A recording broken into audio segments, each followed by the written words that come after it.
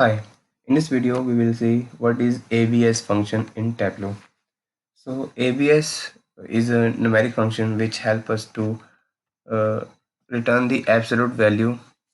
So this function deals with the only numeric data. So for example, let's create one calculation field.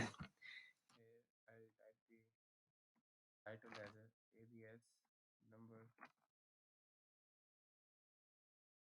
and now I'll type the function which is ABS. After selecting the function, you can see here this function takes single input as a number, and on the right side we can see the definition of this function.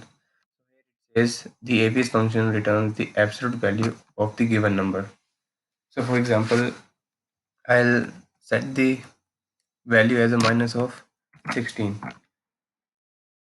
If I click on apply and okay, so if I take this value and drop it onto the text, so after that click on this drop down, select measure and click on the average. So we can see here now the output is showing me the positive of 16.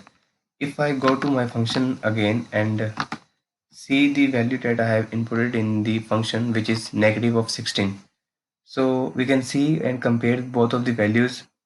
I have used the negative of 16 inside the function, but in the output it is showing the positive of 16. So which is the absolute value of negative of 16.